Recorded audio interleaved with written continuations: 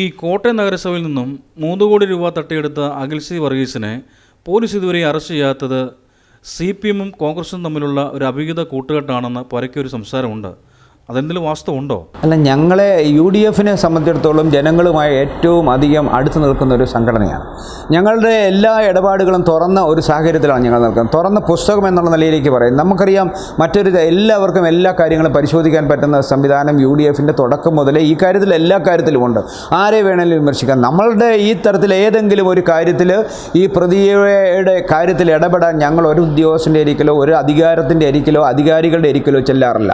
ഇവിടെ ഉള്ള ഒരു NGO യൂണിയനിൽപ്പെട്ടയാളാണ് അഖിൽ സി വർഗീസ്. ആ അഖിൽ സി വർഗീസുമായി ബന്ധപ്പെട്ട് ഇപ്പോൾ 4 ജീവനക്കാരെ സസ്പെൻഷൻ നടത്തിയിരിക്കുക. ബാക്കി ആളുകളെ തുടർന്നുണ്ടാകാം. ആ സസ്പെൻഷൻ പോലും ഇടയായത് ഈ 4 ആളുകൾ ഈ അഖിൽ സി വർഗീസിനെ വിശ്വസിച്ചുകൊണ്ട് അദ്ദേഹം എഴുതുന്ന ഫയലുകളിൽ ആ തരത്തിലേക്കുള്ള ഒരു പരസ്പര വിശ്വാസത്തിൻ്റെ ഭാഗമായി ഒപ്പിട്ടു എന്നുള്ളതിൻ്റെ അടിസ്ഥാനത്തിലാണ് മറ്റ് ജീവനക്കാരടക്കമുള്ളവരെ ഇന്ന് സസ്പെൻഡ് ചെയ്തത്. ഈ കോട്ടയം നഗരസഭ ഭരിക്കുന്നത് UDF. താങ്കൾ ദീർഘകാലമായിട്ട് നഗരസഭാ കൗൺസിൽ മെമ്പർ കൂടിയാണ്. അങ്ങനെയെങ്കിൽ ഭരണസമിതി അറിയാതെ ഇത്തരത്തിലൊരു തട്ടിപ്പ് നടക്കുമോ? അതായത് നമ്മളുടെ ഒരു അക്കൗണ്ട്സിൽ ഇതിനെ സംബന്ധിച്ചിടത്തോളമുള്ള ഫയലിലൊക്കെ വളരെ വ്യക്തമായിട്ട് ചെയർപേഴ്സൻ്റെയോ അല്ലെ മുനിസിപ്പൽ സെക്രട്ടറിയോ അനുവാദത്തിന് വേണ്ടി ഫയൽ വളരെ കൃത്യമായിട്ട് പോയിട്ടുണ്ട്. ആ കൃത്യമായി പോയി ബാങ്കിലേക്ക് കൊടുക്കുന്ന ട്രാൻസാക്ഷൻ പേപ്പറിലാണ് ഈ ആൾ ക്രമക്കേട് നടത്തിക്കൊണ്ടിരിക്കുന്നത്. ആ ക്രമക്കേട് ആ ഫയലുകൾ പിന്നീട് പറയുന്ന മുനിസിപ്പൽ ചെയർപേഴ്സൺ അടക്കമുള്ളവർ കാണുന്നില്ല. ഉദ്യോഗസ്ഥർ, അക്കൗണ്ടൻ്റ് അടക്കമുള്ളവരാണത് പരിശോധിക്കേണ്ടത്. ഇത് ഉദ്യോഗസ്ഥരെ പരസ്പര വിശ്വാസത്തിൽ എടുത്തുകൊണ്ട് നമ്മൾ മുമ്പോട്ട് പോകുന്നത് കൊണ്ടാണ് ഈ കാര്യത്തിലൊന്നും നമുക്ക് ഒരു അധികാരത്തിലിരിക്കുന്ന ഭരണസമിതിക്ക് ഇങ്ങനെയുള്ള കാര്യങ്ങൾ ഫയൽ പരിശോധിക്കാറില്ല. സംശയം ഉണ്ടായാൽ അല്ലെങ്കിൽ ആരുടെയെങ്കിലും ഒരു ആക്ഷേപം ഉണ്ടായാൽ ആക്ഷേപത്തിൻ്റെ അടിസ്ഥാനത്തിൽ അതാണ് പരിശോധിക്കുക. പക്ഷേ ഈ നമുക്കിവിടെ കിട്ടിക്കൊണ്ടിരിക്കുന്ന പെൻഷനെ സംബന്ധിച്ച് ഒരാൾ പോലും ആക്ഷേപം ഇതുവരെ ഉയർത്തിയില്ല എന്നുള്ളതാണ് യാഥാർത്ഥ്യം. അതുകൊണ്ട് ഭരണസമിതിയുടെ ശ്രദ്ധയിൽപ്പെട്ടില്ല. ഭരണസമിതി മാത്രമല്ല, A ക്ലാസ് മുനിസിപ്പാലിറ്റി ഒന്നാം ഗ്രേഡിൽപ്പെട്ട ഒരു മുനിസിപ്പാലിറ്റി എന്നുള്ളതിൽ കോട്ടയം നഗരസഭയിൽ തന്നെ സംസ്ഥാന ഗവൺമെൻറ്റിൻ്റെ ലോക്കൽ ഓഡിറ്റ് വിഭാഗമുണ്ട്. ആ ഓഡിറ്റ് വിഭാഗം ഓരോ ഫയലുകളും ഓരോ മാസവും ആ ഇടപെടലിൽ നടത്തിയ ഫയലുകൾ മുഴുവൻ പരിശോധിച്ച് കൗൺസിലിൻ്റെ ശ്രദ്ധയിലേക്ക് കൊണ്ടുവരേണ്ടതാണ്. അവർ ഈ കഴിഞ്ഞ 2020 ശേഷം ഈ 24 വരെയുള്ള കാലഘട്ടത്തിൽ ഇതേ സമാനമായ ഫയലുകൾ പരിശോധിച്ചിട്ട് അവർ പോലും ഒരിക്കൽ പോലും ഈ കൗൺസിലിൻ്റെ ശ്രദ്ധയിലേക്ക് വിഷയം പെടുത്തിയിരുന്നില്ല, ശ്രദ്ധയിൽ കൊണ്ടുവന്നിരുന്നില്ല. അവരുടെ പരിശോധനയിൽ പോലും ഈ കാര്യം കണ്ടെത്തിയില്ല എന്നുള്ളതാണ് ഇവിടെ വാസ്തവം. ഈ CPM-ൻ്റെ സംസ്ഥാന കമ്മിറ്റി അംഗം അഡ്വക്കേറ്റ് K. അനിൽകുമാർ പറഞ്ഞു, BJP ഞങ്ങൾക്ക് അനുകൂലമാണ്. പിന്നീട് CPM കൊണ്ടുവന്ന അവിശ്വാസ പ്രമേയത്തിൽ നിന്നും BJP-യിലെ 8 അംഗങ്ങളടങ്ങുന്ന കൗൺസിൽ മെമ്പർമാർ വിട്ടുനിന്നു. ഇത് കോൺഗ്രസും BJP-യും തമ്മിലുള്ള ഒരു ധാരണയുടെ പുറത്തായിരുന്നു.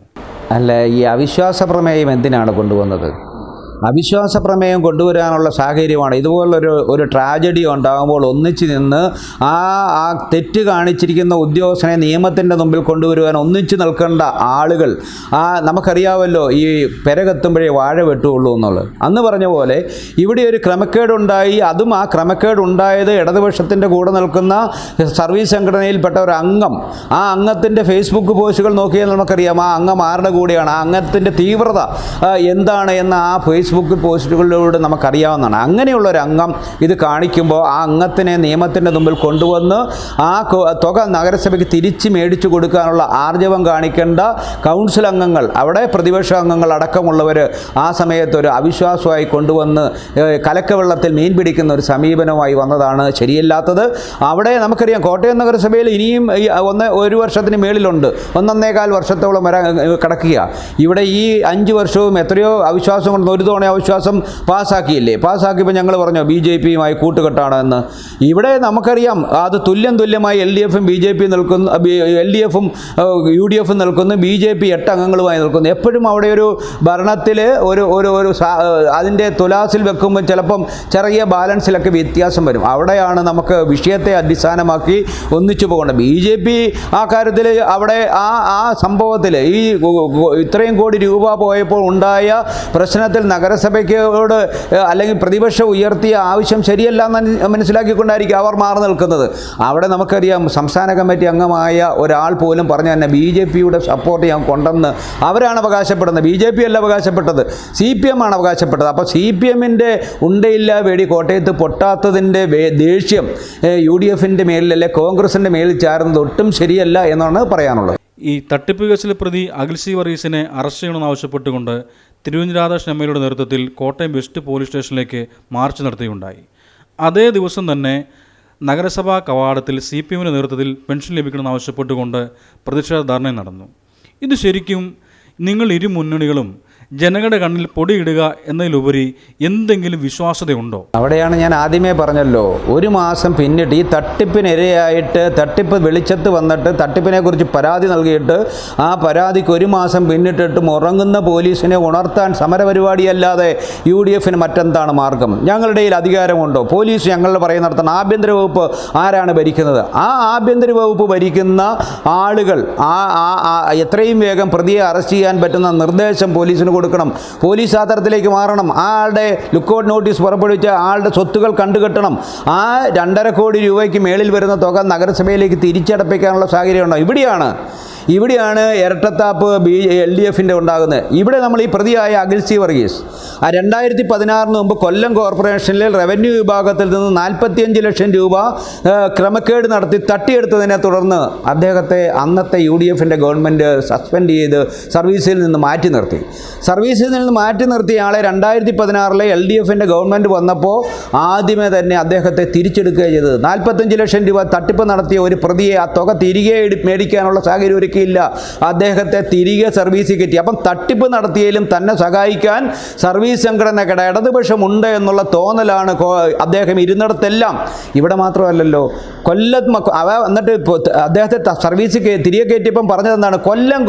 കൊല്ലം ജില്ലയിൽ അദ്ദേഹത്തെ വെക്കരുത്, കേരളത്തിലെ 13 ജില്ലയിലും വെക്കാം. 13 ജില്ലയിലും തട്ടിപ്പ് നടത്തിക്കോ, കൊല്ലം ജില്ലയിൽ തട്ടിപ്പ് നടത്തരുത് എന്ന് മാത്രമാണല്ലേ അതിൽ നിന്ന് മനസ്സിലാക്കുന്നത്. അല്ല, അങ്ങനെയാണെങ്കിൽ ഇയാൾ സാമ്പത്തിക തട്ടിപ്പ് കേസിലെ പ്രതിയാണെന്ന് അറിഞ്ഞിട്ടും എന്തുകൊണ്ടാണ് താങ്കൾ അടങ്ങുന്ന ഭരണസമിതി കോട്ടയം നഗരസഭയിൽ ഇയാളെ വീണ്ടും നിയമിച്ചത്? കോട്ടയം നഗരസഭയിൽ അദ്ദേഹം ജോലിക്ക് കയറുന്ന സമയത്ത് കേരളത്തിലെ തദ്ദേശ സ്വയംഭരണ സ്ഥാപനങ്ങളിലേക്ക് തെരഞ്ഞെടുപ്പ് പ്രഖ്യാപിച്ച് ആ തെരഞ്ഞെടുപ്പിനെ തുടർന്ന് തദ്ദേശ സ്വയംഭരണ സ്ഥാപനങ്ങളിലെ ഭരണസമിതിയെ ഗവൺമെൻറ് പിരിച്ചുവിട്ടിരുന്ന ഒരു കാലത്ത് ആ ഭരണസമിതി ഇല്ലാതിരുന്ന ഒരു സമയത്താണ് അദ്ദേഹം ഇവിടെ ജോയിൻ ചെയ്യുന്നത്.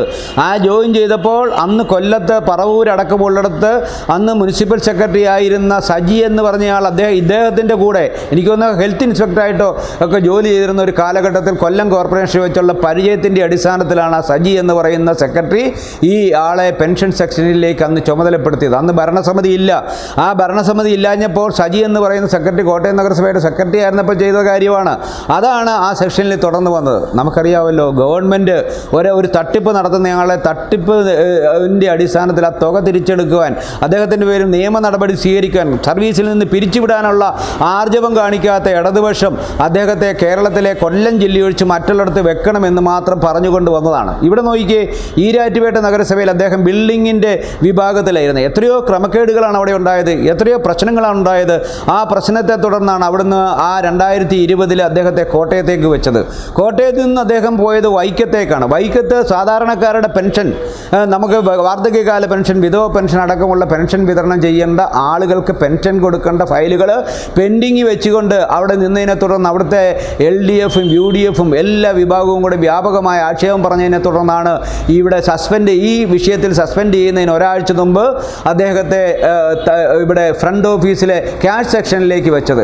അപ്പം അദ്ദേഹം ചെല്ലുന്നിടത്തെല്ലാം ഇതേപോലെയുള്ള തട്ടിപ്പുകൾ ഉണ്ടാകുക.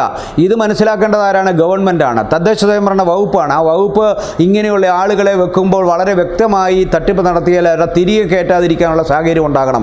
നമുക്കറിയാം, ഈ തരത്തിൽ പോയാൽ ഇനിയും അദ്ദേഹത്തെ കോട്ടയം ജില്ലയിലൂടെ വെക്കണ്ടെന്ന് പറഞ്ഞ് ഗവൺമെൻറ് ഉത്തരവിറക്കി വീണ്ടും സർവീസിൽ കയറ്റാനുള്ള സാഹചര്യം ഉണ്ടാകും. അതാണ് ഇന്നിവിടെ കഴിഞ്ഞ കാലങ്ങളിൽ ഉണ്ടായത്. തട്ടിപ്പ് നടത്തിയ ആളെ സംരക്ഷിക്കുന്ന സമീപനം മാറ്റി അയാളെ നിയമത്തിൻ്റെ മുമ്പിൽ കൊണ്ടുവന്ന് തുക തിരികെ പിടിക്കാനുള്ള സാഹചര്യം ഗവൺമെൻറ് ഒരുക്കുക എന്നുള്ളതാണ് ഇവിടെ ചെയ്യേണ്ട കാര്യം. അധികാരമുള്ളത് ഇവിടെ ഗവൺമെൻറ്റിനാണ്. ഇടതുപക്ഷ ജനാധിപത്യ മുന്നണി ഈ കാര്യത്തിൽ അധികാരം ഈ പൊതുജനങ്ങളുടെ കാശ് തിരികെ പിടിക്കുന്ന കാര്യത്തിൽ, തിരികെ മേടിക്കുന്ന കാര്യത്തിൽ, തട്ടിപ്പുകാരനെ അറസ്റ്റ് ചെയ്യുന്ന കാര്യത്തിൽ കാണിക്കുന്നില്ല എന്നുള്ളതാണ് കോട്ടയത്ത് കണ്ട കാഴ്ച. അതാണ് ഞങ്ങൾ പോലീസ് സ്റ്റേഷനിലേക്ക് മാർച്ച് ചെയ്ത് ഞങ്ങൾ പ്രതിഷേധം അറിയിച്ച് മുമ്പോട്ട് പോയത്. ഇനിയും ഉണ്ടാകും. ഇനിയും പോലീസ് ഈ തരത്തിലാണ് പോകുന്നത്. ഇനിയും സമരം ഉണ്ടാകും. ഇതൊരു തുടക്കമാണ്.